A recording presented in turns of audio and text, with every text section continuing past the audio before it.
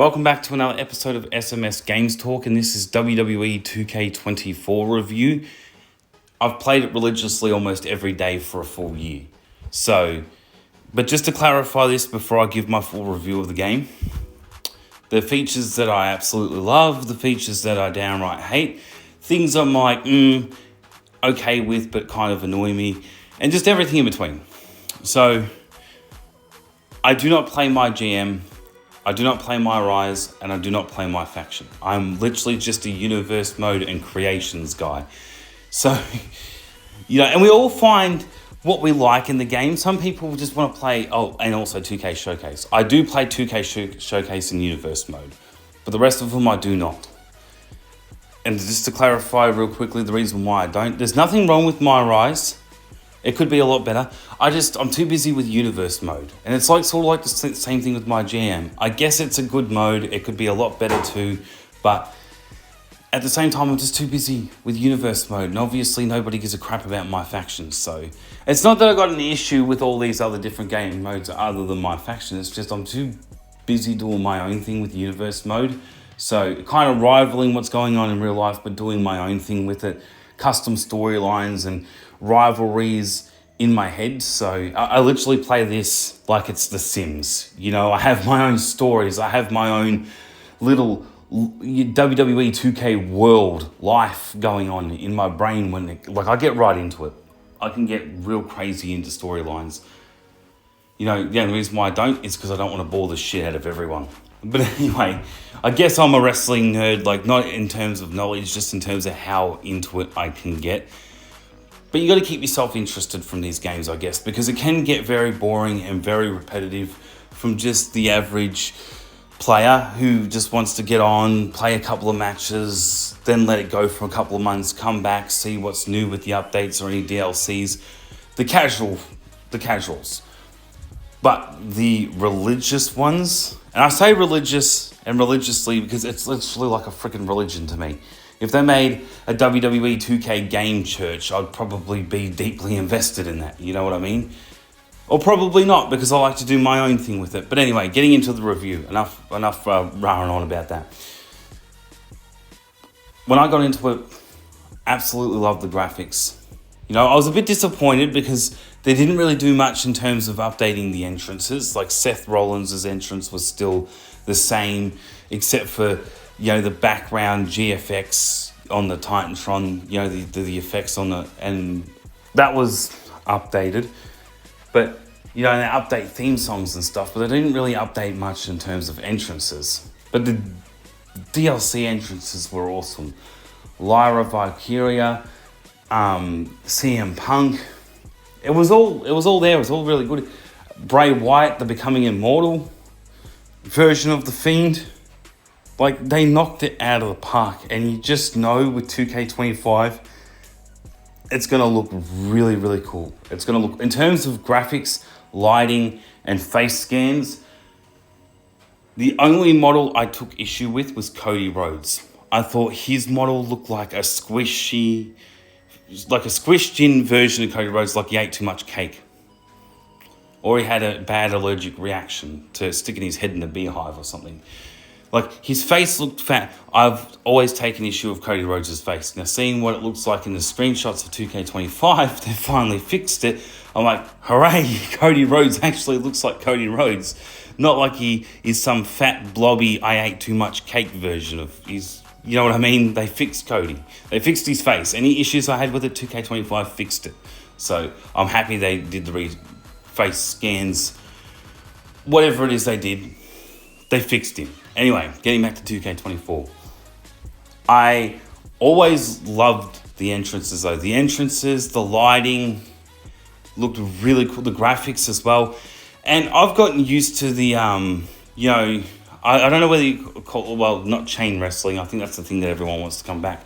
But, I've gotten used to the controls. I've gotten used to the button mapping and the layout of things. How you have to, hold down two buttons at once to do a signature and then to do a finisher. And even when you're doing a running finisher, I think it's hold down R2 and X or something. It's just an automatic reaction, and then the L2 button to run and the joystick at the same time.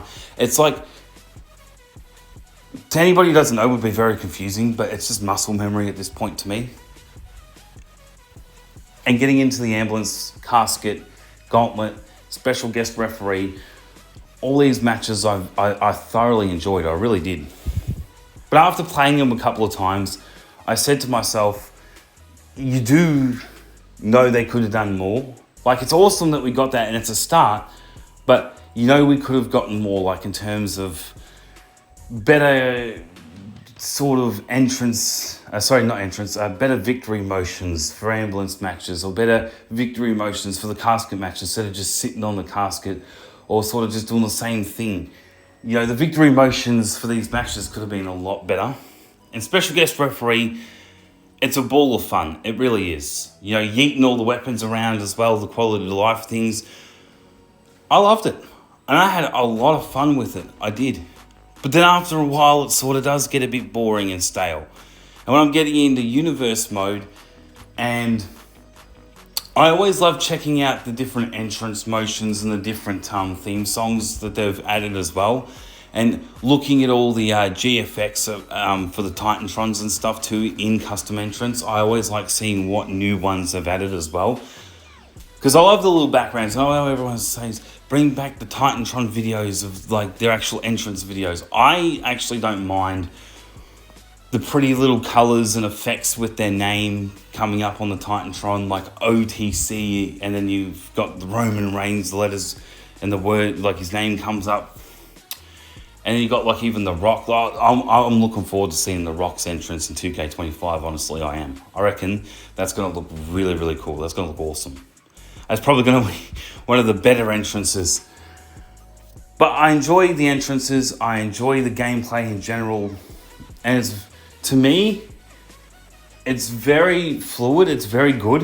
Like, I don't have a problem with the actual gameplay itself. You know, I don't need a DualSense Edge or any special controller to play it. I just use the standard controller, and I'm very happy with it. Getting into universe mode, and just that was look, universe mode is the same every year, but I thoroughly enjoy getting and setting up my whole show. Yeah, it's a bit of a pain, but for me, it has the biggest payoff, because as soon as you set up your universe mode and you're ready to play it, that's when I get a full feel of the game, because I'm playing through Raw, NXT, SmackDown, my own custom show, my own custom premium live events, PLEs, the actual PLEs and stuff, and getting into it. And I thoroughly enjoy it. I really do. I love it. I love looking at the graphics and the lighting of all the different new arenas that they've added as well. And 2K24 is great. Like, I do not shit on the game whatsoever. I love it. I reckon for what it's worth, yes, it is literally just an updated version of the previous year's game with a couple of little goodies that 2K23 didn't have, you know, in terms of ambulance, casket, special guest referee, gauntlet, the backstage brawls, being able to smash your opponent through the pane of glass, a working elevator, being able to chuck weapons. There's probably other stuff that I've missed too. Oh, like, you know, the cruiserweights, you know, when they bounce off the ropes, bouncing off the middle rope instead of bouncing off the top rope. You know, certain things, I think like tied finishes are back as well. But the game in itself, it's very enjoyable. Like, I never get sick of it, honestly, I don't. And this is coming from somebody who played WWE 2K20 every day, and I look past all the glitches. I look past the 2K Originals mode. I look past it all, and I played it every day, because that's just what I do.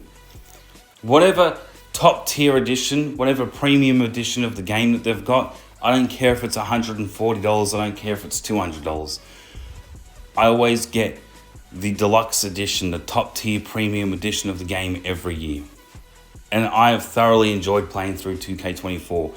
Every time I play an ambulance match, a casket match, look, they could have done more. Yeah, of course they could have. And by no means is it perfect. But even the blood being added. And that blood mechanics, I gotta say, works better than AEW Fight Forever's blood mechanics. In AEW Fight Forever, as soon as you bust it open, you piss some blood everywhere, right? in 2K24, they actually took the time to give it a little bit more accuracy. Now, yes, the blood could be a lot better, but and you know what would be good? If you could get cut in different places. If maybe you land on the steel steps the wrong way or a ladder, and you start to have cuts and abrasions on your back or torso or something like that, to mimic more real life. Where you know how in UFC games, like UFC 5 or even UFC 4, how they had those mechanics where you started to get abrasions, you started to get bruising. Now, maybe not to the UFC level, but it would be really cool if you had weapon physics to body damage, where if you were started to damage up a part of the body, instead of just seeing it go red on the little health bar that you've got, and you see the whole body go red, it actually shows the bruising, or it shows the limb or the torso, the part of the body starts to have cuts, starts to have abrasions, starts to have bruising. That would be a really good feature added. And I'm not saying that they're ever going to do that, or maybe one day they may, but anyway. With the bleeding, I love what they did with 2K24 though, because you don't start pissing blood immediately everywhere like Fight Forever. It actually takes its time. If you start doing more head damage after you busted them open, it takes a little bit for them to actually start bleeding, but once they bleed, then they start pissing blood everywhere. Which is really good because, you know, they only start bleeding when they're on the mat. If you've got them standing up, they don't bleed everywhere. And the blood even goes down to their chest area too, like kind of spurts down their chest area the more damage that you do. It's really cool. And then if you put them you put your opponent upside down in the tree of woe, there'll just be this huge patch of blood, because even more than normal, because, you know, blood rushing to the head, you got them upside down. And that's actually really good attention to detail with the bleeding. You know, I like that. If you bust your opponent open, doesn't mean they're going to be pissing blood everywhere immediately. It's just if the match progresses and goes on, just like with the face paint and the makeup wear and tear. I like that, how the face paint starts to wear and, you know, starts to come off the longer a match goes on. And even with the makeup and stuff, I love these quality to life, attention to detail things. I really, really cannot get enough of it. And 2K24 did so good in terms of that. And adding new weapons with the DLC as well was really cool. I don't care whether we were getting Cleto's apple, Pat McAfee's football, the light tube, the door, the barbed wire bat. It was just great to see new weapons, even if they were literally just reskinned versions of, like, you know, the barbed wire bat was just a reskinned version of the baseball bat. The light tube was just like the kendo stick, or the apple and the football were literally the microphone and the water bottle. You know, like, at the end of the day, I still love to enjoy to see a different array of weapons in the game. You know, and even, you know, getting to do things like even walk around on the table now and being able to jump off the table, and the table being just a little bit more interactive, not like it used to be, but I think they might give us a little bit more freedom with that. With, you know, if you do a move next to the table, it breaks kind of like the barricade does. If you do certain moves into the barricades, or like with the table, you don't have to do a necessary table finisher. But I like how they gave you the option to jump up on the table and just do normal moves that doesn't break the table. So they give you the option to do a finished table finisher, which obviously breaks the table, but they've given you the option to not do that either and just do a whole bunch of moves where the table doesn't break. You know, I love that quality to life detail as well. I love that. These little details make the game so much more better. And even being able to have an ambulance match and be able to finish the ambulance match with the interactive ambulance that's in the parking lot. Like, that's awesome as well. I was not expecting that.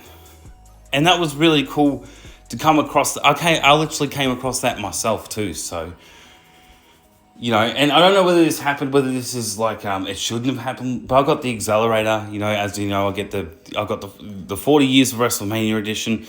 And I unlocked everything as you do, but I still play through 2K Showcase.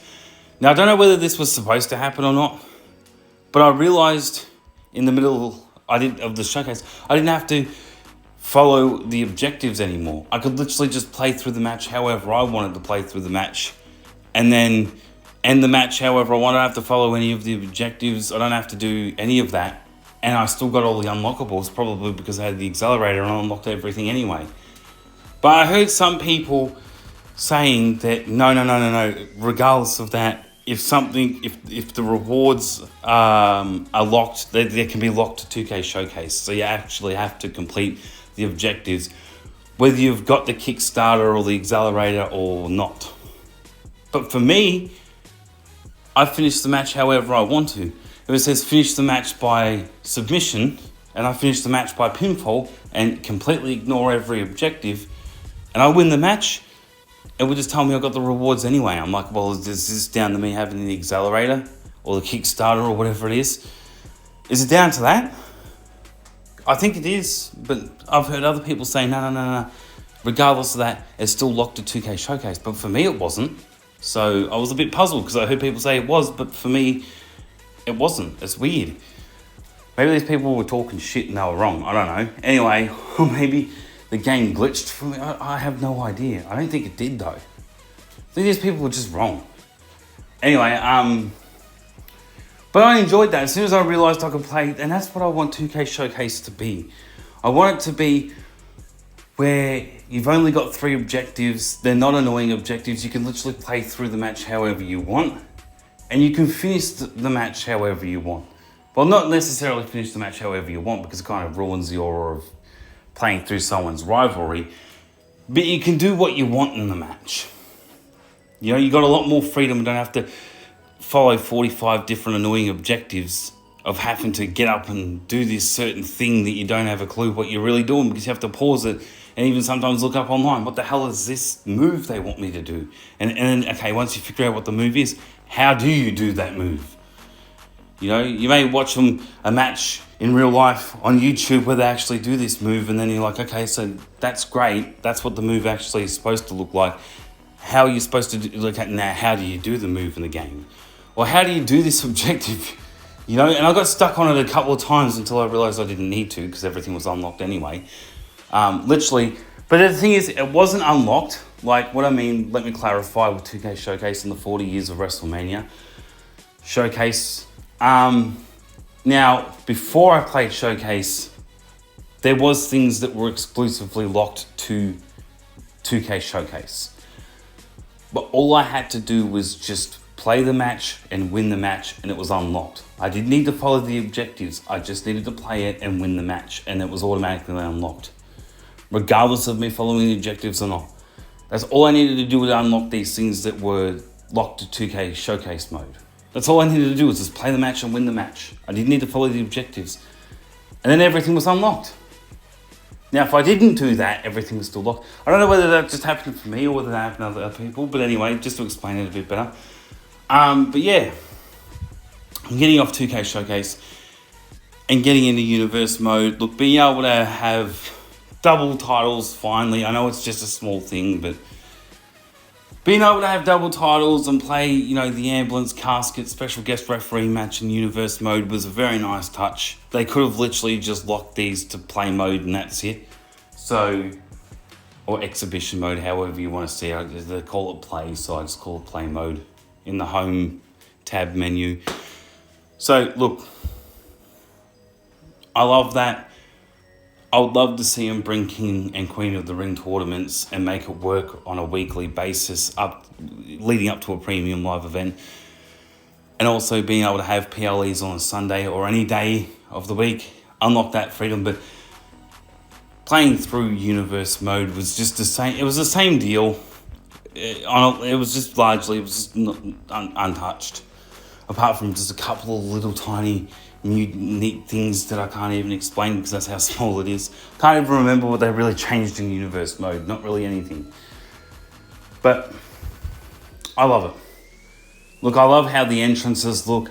I love how the lighting looks. I love how when you bust open your opponent, it doesn't start pissing blood immediately. If you drag the match out, start doing more head damage than you do. Being in a tree of woe, putting him upside down, leaves a massive patch of blood in the corner.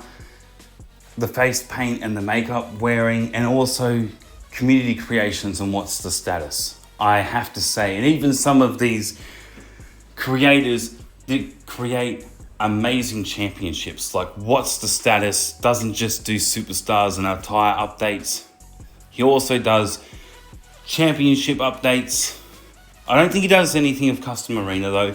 That's other creators, and they do. I think there's one called SSSS Wrestling and Blitz and TV or something like that. I'm following a couple of them. Even what's the status on Insta. So, and 2K24 was the first WWE 2K game where I actually started following these creators, because they do such an amazing job. They really do. Like, I love how there's specific ones for specific things. Like, you've got creators that do, like, what's the status largely does, he largely focuses on updated attires and updated models.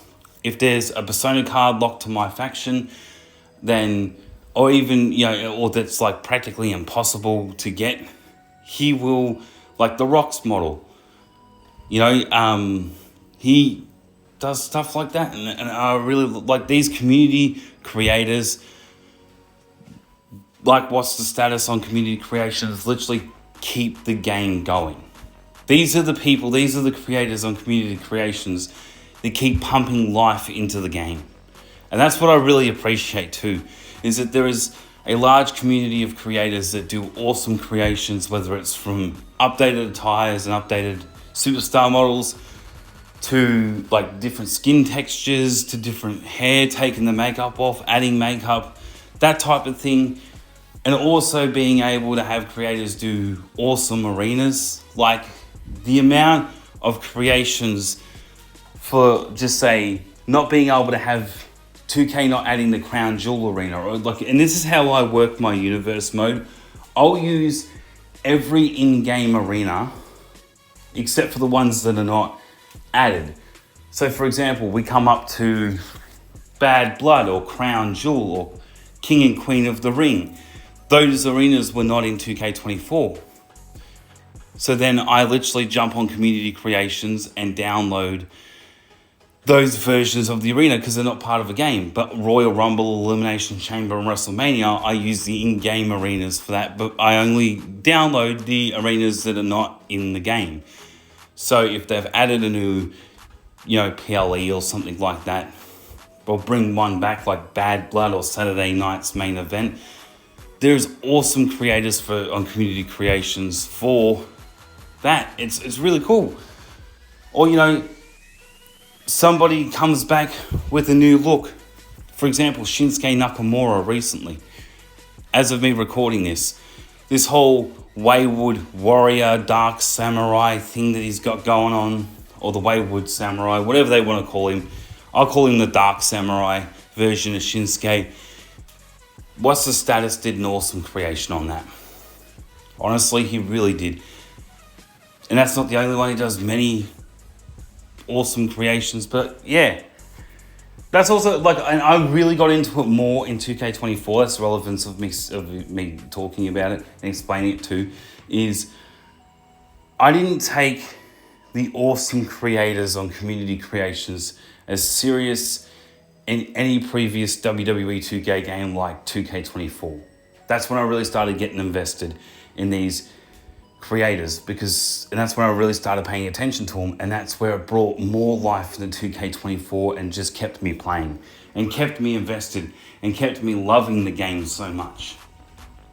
Because I know that if I need to update anything, just jump on community creations and you'll find somebody who's just absolutely mastered it.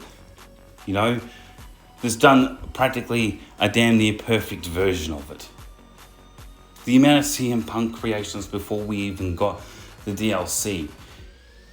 The different versions of The Fiend. Chris Jericho, any AEW superstar.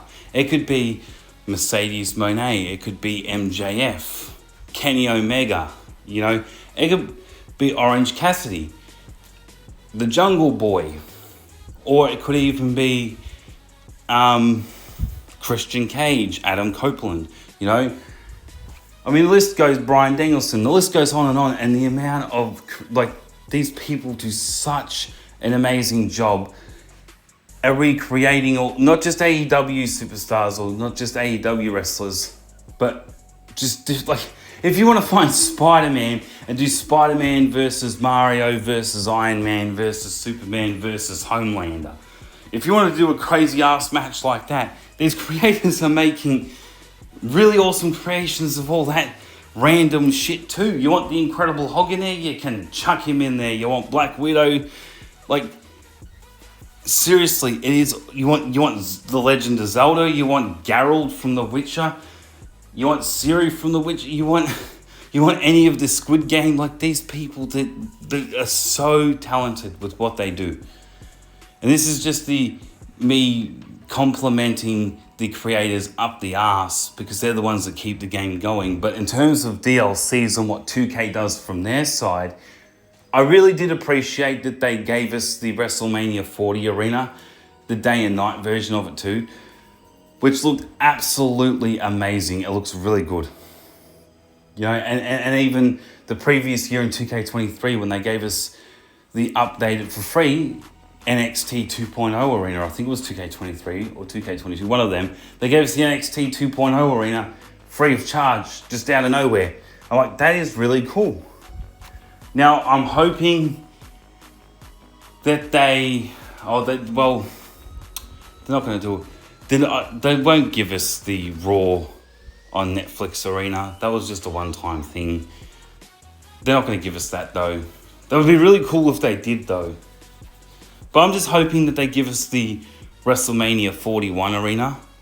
You know, but the DLCs, they were either a hit or a miss or in the middle. Like that CM Punk pack, I loved it. Absolutely loved it. Now, with the ECW and WCW packs, I'm more like, look, if I've got something in my head to use any of these guys for my little custom story, rivalries, WWE 2K World Sims thing going on in my head, then yeah, like for example, at the moment, I've got, and I know it sounds completely random, but if you can make it work, you can make it work. At NXT, I've got the Dudley Boys versus the NWO, but not the full NWO, just X-Pac and Kevin Nash, saying what happened if they came back, and this whole rivalry thing happened at NXT, and the Dudley Boys came back for when they did NXT 2300 in Pittsburgh, and they were having like a special episode, and then NWO came out because they got sick of it being all about ECW, and then the Dudley Boys come out. You know what I mean? Like, I could go on and on about this, but you know, making it work. Like, but the DLCs, the Pat McAfee show pack was just full of jobbers. It literally, all it was just, all right, let's add all these random blokes I don't even know to NXT and just use them as jobbers. You know, use them as the stooges, as the jobbers, as just people who have random matches and beat the crap out of. If the game puts them in a rivalry or puts them in a match, okay, whatever, they're just extra superstars for NXT, I guess. Placement fillers, you know. And having Pat McAfee in there was the only good thing. The only good thing of the Pat McAfee show was literally Pat McAfee himself in the football. That was it. Other than that, and being able to just add a couple of random people to NXT. That was it. But I still try to make good out of a shitty pack. But do I say 2K made it up to us? They absolutely did. What was the worst DLC for 2K24? The Pat McAfee show pack. I still tried to make good out of it. I still tried to find a positive in the negatives, you know. But 2K made up for that shit mess disaster that was the Pat McAfee show DLC by giving us, out of nowhere, the Wyatt family pack. With that Becoming Immortal version of The Fiend, I instantly said all was forgiven. As pissed off as I was for 2K with the Pat McAfee show pack and the disaster that was, I'm like, all is forgiven because you gave us the Becoming Immortal version of Bray Wyatt and updated model for Uncle Howdy being Bo Dallas instead of The Miz under the mask, that I really appreciated. That really hit my heart. That did. I'm like, you know what? This is proof. This is proof that 2K can fuck up so badly with an awful DLC or an awful game, and they can make up for it. Like, it's true. WWE 2K20. That was an absolute shit mess disaster. But look at how 2K made up for it. They gave us WWE 2K24, which is the best game yet. In my opinion, it's the best one yet. In terms of features, maybe not, but in terms of graphics, lighting, and gameplay, look, it's not perfect, but it is also very, very good. And 2K25 is just going to enhance on that and make it look even more amazing. So every year they're going to keep doing the same thing, and that doesn't necessarily mean anything bad. It means if you thought that the previous year's game or the current game looks awesome, looks really good in terms of graphics, lighting, entrances, face scans, updated models, just imagine what the next game's going to be. Like, even when we get 2K25, it's going to be the same deal. That game's going to look absolutely amazing. And then we get 2K26, and it's going to be like, you're just going to keep asking yourself, how much better looking can they make these models? And they're just going to keep making them look even better every year. And that's what you can get excited about. You know, everyone's all about, it's just an updated version of the previous year's game with just a couple of extra features, and that's about it. Yeah, but also the game keeps looking even better every year. You've got to give 2K that. You thought 2K24 looked good? 2K25 has just updated these models and made them look even more amazing. Liv Morgan, Bayley, CM Punk, Cody Rhodes, Damian Priest. They all look marginally better, especially Cody and Bayley from 2K24. You know, they look really good. I heard some people already shitting on the Bayley model. I reckon the Bayley model looks way better than 2K24. Cody Rhodes, that's a night and day difference. Honestly. His face was all pudgy and fat, and now he actually looks like Cody Rhodes. His face is more stretched out, more longer, but more looks like him. You know, he doesn't look like he ate too much cake like 2K24. He's not all fat and pudgy anymore. Actually looks like Cody Rhodes, so, you know, anyway. Other than that, though, what do I give WWE 2K24 out of 10? And this is for everything, for gameplay mechanics, to features, to button mapping layout, to graphics, entrances, lighting, everything.